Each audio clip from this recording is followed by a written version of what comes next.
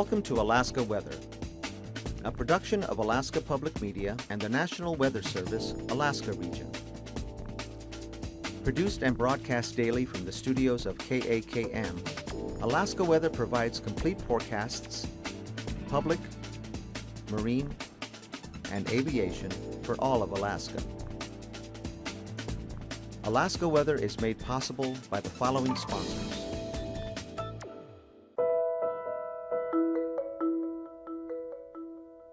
Alyeska Pipeline Service Company, sustaining Alaska's pipeline and its operations today and into the future.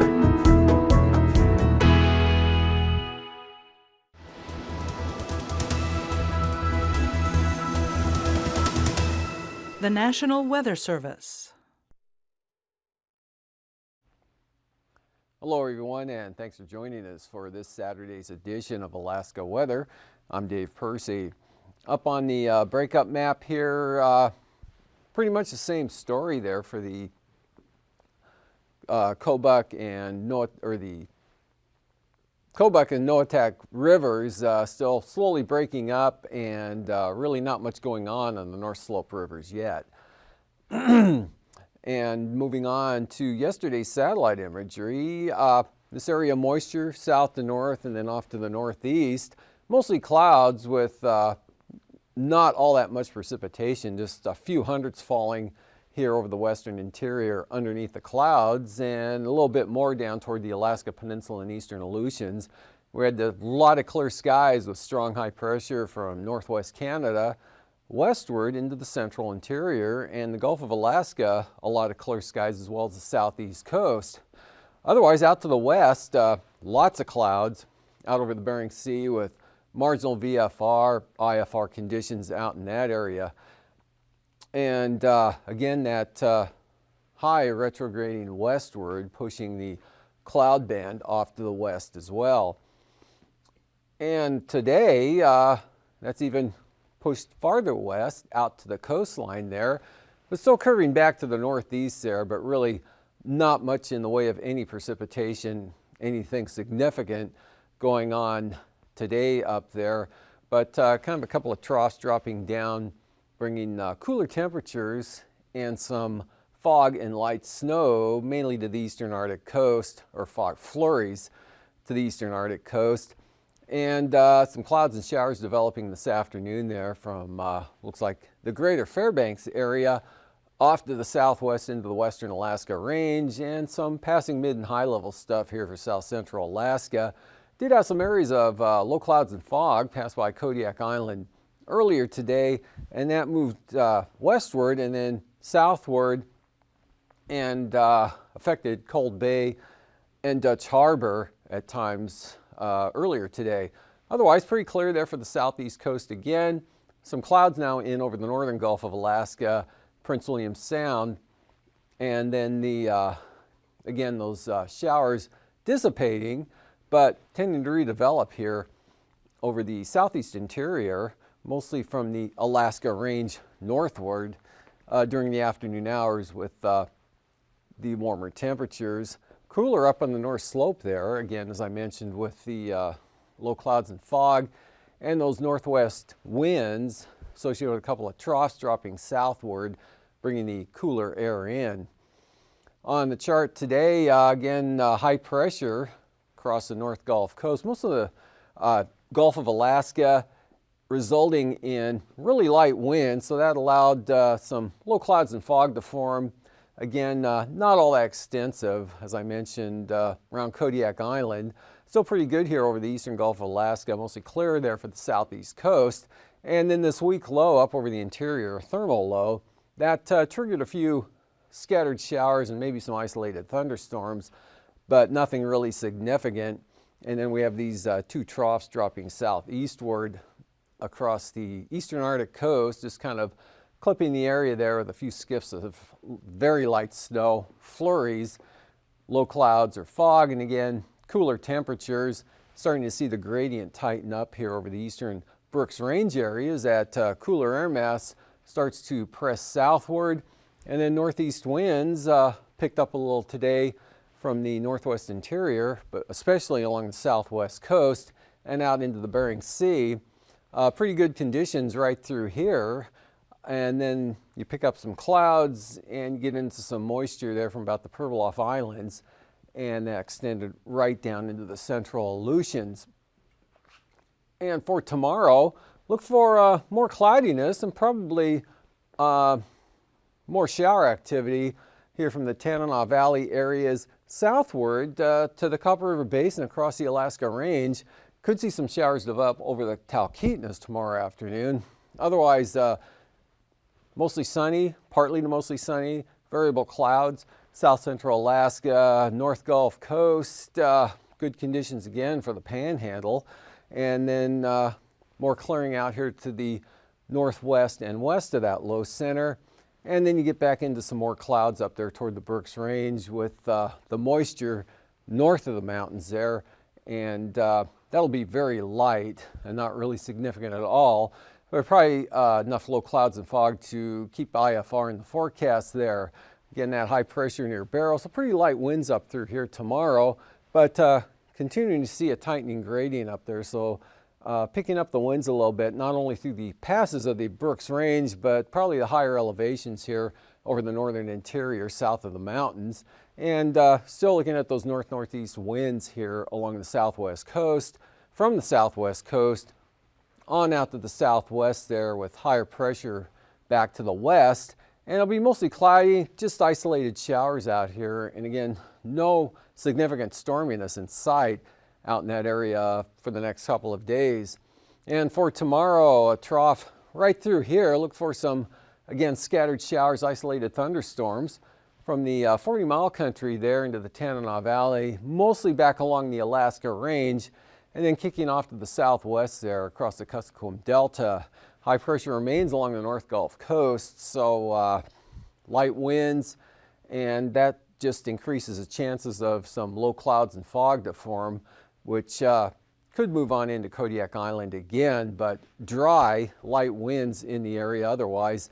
And look for an increase in clouds over the southern southeast coast here. Some moisture streams northwestward, and chance of showers mostly along the border and down toward Hyder, Metlakatla maybe, Annette, Ketchikan, but dry up to the north with some sunshine again along the North Gulf Coast.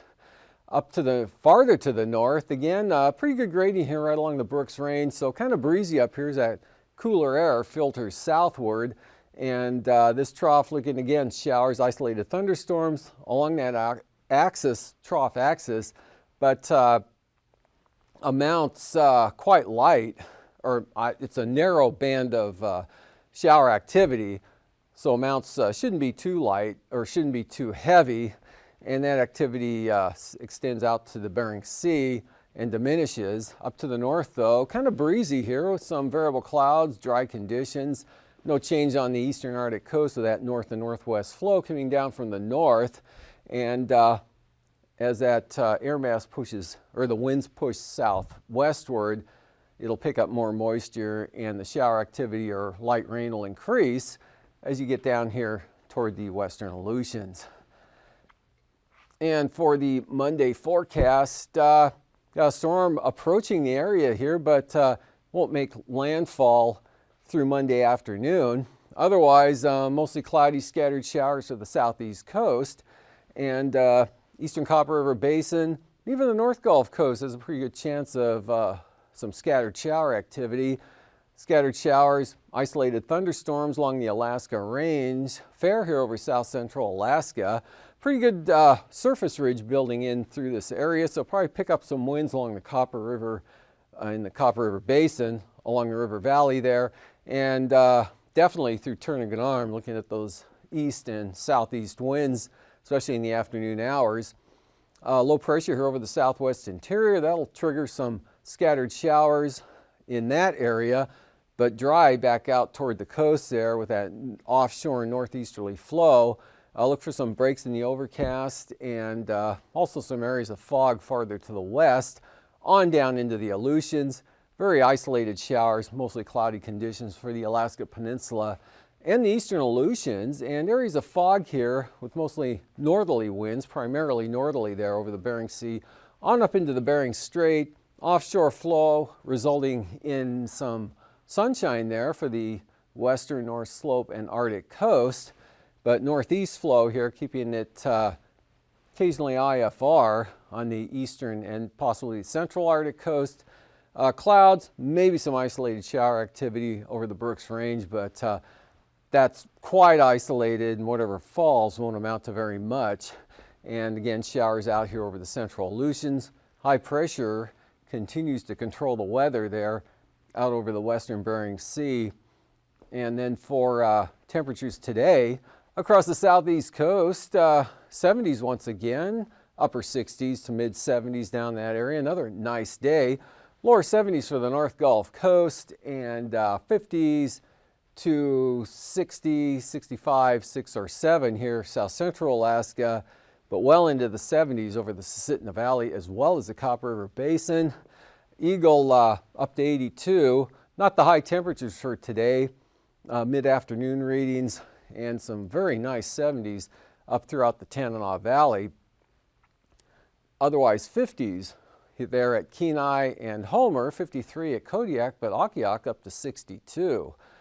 And heading up north, 66 in Bettles, 41 Anatuvik, 55 Arctic Village, 70 at Fort Yukon, and chillier up here along the Arctic coast with afternoon temperatures right around the freeze point, 29 at Point Lay, and 30 degrees Cape Lismore, with 30s to mid 40s here over the northwest interior, and mid 40s for the Nome area, 46 at Nome, 37 at Savunga, and 71 in McGrath. Good 60s though, right into the Kuskokwim Delta, and then it chillies off into the 40s and lower 50s along the coast. And for the Pribilofs, mid 40s out in that area today, and along the Alaska Peninsula we start out with 70 there at King Salmon, cooling into the 50s down toward Nelson Lagoon, Cold Bay, False Pass, and then into the 40s, mid 40s there for the eastern Aleutians. Basically that temperature pattern extending out to the west.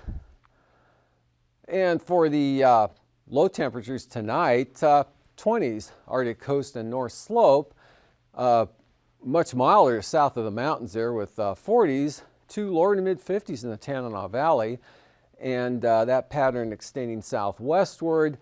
30s out along the coast, upper 20s to mid 30s here over the northwest interior, Seward Peninsula down in toward St. Lawrence Island, with all the Aleutians and Bering Sea staying above freezing. For the highs tomorrow, lower 70s, the Susitna Valley, and 60s, kind of a little cooler tomorrow here along the southeast coast. Again, some clouds increasing, mainly to the south there, so that's holding it down in the lower 60s. Still looking at some 70s up to the north, and 65 to 75 south central Alaska, southern Alaska, 60s out west, and down into the 60s now up across the Tanana Valley, and 50s there from Bettles over to Fort Yukon. And for the flying weather, looks like again IFR, lowest conditions will be along the eastern Arctic coast, and otherwise marginal back to the west. And looks like easterly flow is going to hold that area IFR out from St. Lawrence Island through the Bering Strait, with just a chance of some marginal stuff here along the southwest coast, and then areas of marginal VFR over the Aleutians. VFR here for the southeast coast and much of interior Alaska. Passes, no change, all VFR tomorrow for the western Alaska range. VFR, windy VFR, eastern Alaska range, both Isabel and Mentasta will be VFR. Tanita VFR, Portage VFR, Chilcoot and White, same forecast. Freezing levels, again, warmest air here over the southeast interior, gradually falling, cooler air dropping in from the north. And icing threats possibly here up over the Tanana Valley on up maybe to Eagle, again with that moisture and shower activity there, above about 8,000 feet or so, and just a risk of some stuff out over the central Aleutians. Otherwise, most of the state icing free. And winds aloft, high pressure back out in this area near Wrangell Island. Northerly flow bringing that colder air in along the eastern Arctic coast into the North Slope. So looking at kind of a southeast flow now here across the Gulf of Alaska, up to the Kenai Peninsula, main jet well to the south of the area. And at 9,000 feet, low pressure now here inland areas from the Yukon into the Copper River Basin. Northeast winds 20 to 30 knots on out into the Bering Sea, where they pick it up to about 35 knots and then drop back toward the Aleutians. And for tomorrow, or for 3,000 feet, same pattern as at 9. Again, northeast flow here from the eastern Arctic coast right into the Bering Sea, down across the Aleutians. Much lighter winds here, southern Alaska, into the Panhandle. And turbulence-wise, best chance for some light to very isolated moderate chop here. Again, with the increasing winds in that gradient up over the northern interior and back down, cutting across the Bering Sea there to the central Aleutians. And after the break, I'll be back with a look at the marine forecast.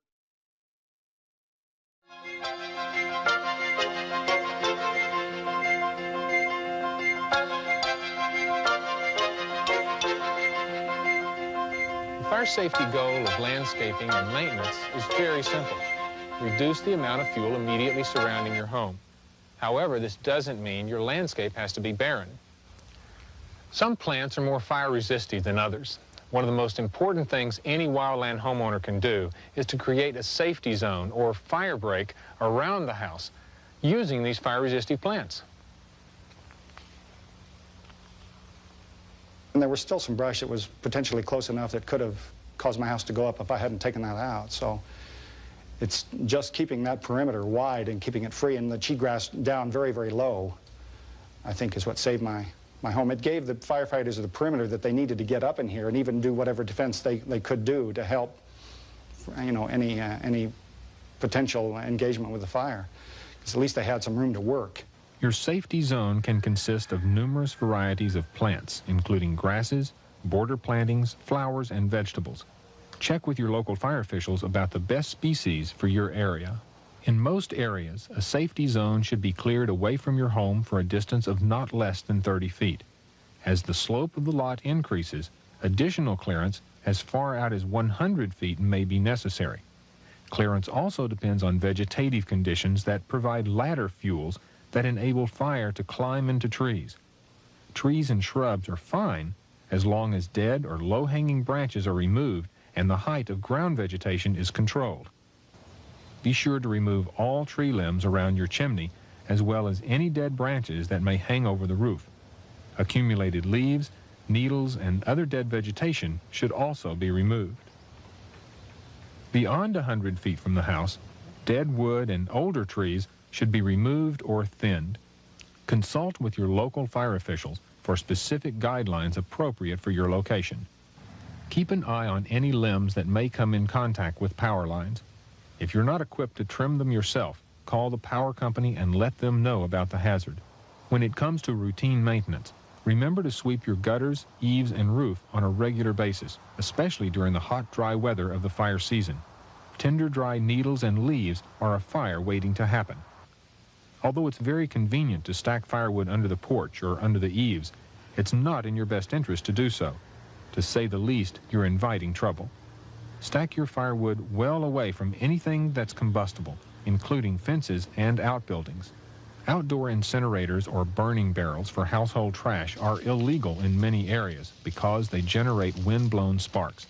If they are allowed, a permit is usually required, so you need to check with your local fire protection agency about laws and ordinances. Your home should have at least 2 ground-level doors as safety exits in case of fire, and each room should have at least 2 means of escape, including a door and a window leading to the outside.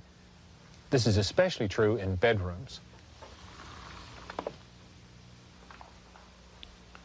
Install as many smoke detectors as local regulations require, and ask your fire officials to help you plan and rehearse a home fire escape drill. Regular home fire drills can save your family in an emergency. If you do all these things, especially clearing the safety zone around your house and building a fire-safe roof, you have an excellent chance of protecting your home and family against wildfire. But can these simple precautions really yield such dramatic results? Yes. In fact, the real-life experiences of those who have done these things seem just short of miraculous.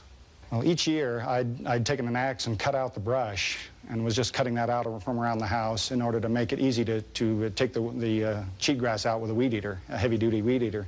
And then every year I just kept increasing that distance out from around the house, never knowing how much was going to be enough. You've got to keep that brush clear away from your home so that the fire doesn't have any chance to get up against the side of your house. The smoke seemed to build up quite a bit, and then I noticed about 10 fire engines coming up the street, and I ran out with the children and said, what should I do? And they said, as quickly as possible, evacuate the house. I looked down at the house, and there were about 200-foot flames almost surrounding the house, and I was sure at that time that the house was gone. A few months before the fire, we heard that you should make sure the sagebrush is cleared away from the house, and he just thought, well, we might start doing that in case there was a fire. This is beautiful country. It's a privilege and a pleasure to live here. And with that comes a responsibility not only to protect our own property and the safety of our neighbors, but to preserve the resources, the wildlife, and the natural beauty that belong to everyone. Thank you for taking time to watch this program. If you have any questions, don't hesitate to call your local fire department, wildland fire agency, or state forester. Your efforts do make a difference.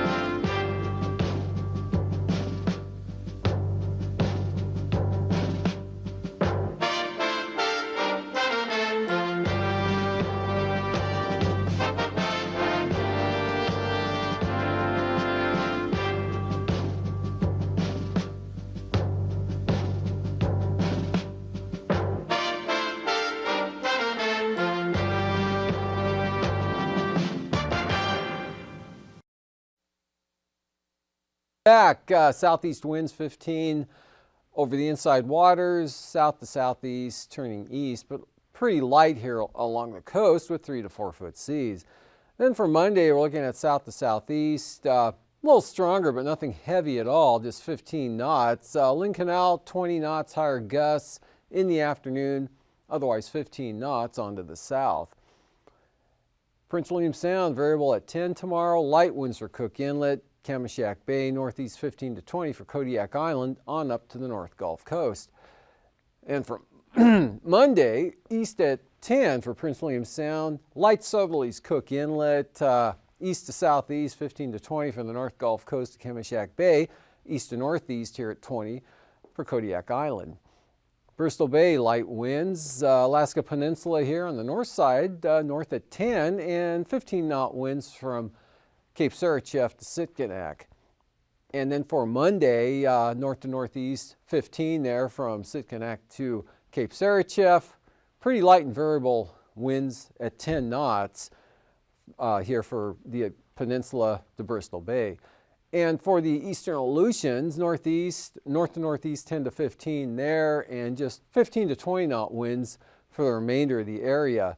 And for Monday, we've got northerlies of 20 here from Shimia all the way over to Unalaska, where they're a little bit lighter.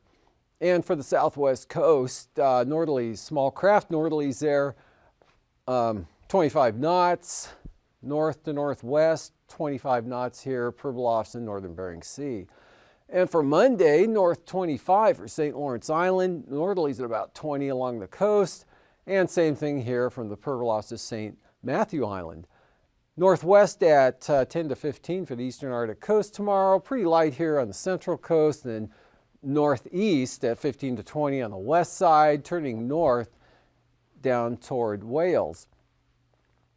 And for Monday, northeast 20 here on the eastern coast, northeast 20 to 25 on the west side. And for tonight's weather again, thermal low here over the eastern interior, so more clouds and a little bit better chance for showers, maybe an isolated thunderstorm here from the central Alaska range, maybe the northern Copper River Basin back up to just south of Eagle, and northeast flow here keeping it dry and variably cloudy from the Fort Yukon, or from the upper Yukon Valley, Koyukuk Valley on down to the southwest. Then you pick up more clouds and a risk of some showers from the coast here on out into the Bering Sea, but pretty light winds, variable clouds again for Kodiak Island. And then for tomorrow, got this trough and a little bit more widespread shower and possible thunderstorm activity along it, drier and windier up to the north, and a chance of showers over the Panhandle. And then for Monday, mostly cloudy, chance of showers southeast coast, mostly cloudy, scattered showers. These forecasts are to be used for planning purposes only. Call 1-800-WX-BRIEF for a formal pre-flight briefing. Always file a flight plan before you go flying. The U.S. Coast Guard Auxiliary urges you to leave a float plan with a friend or the harbor master before you go boating. Alaska Weather is made possible by the following sponsors.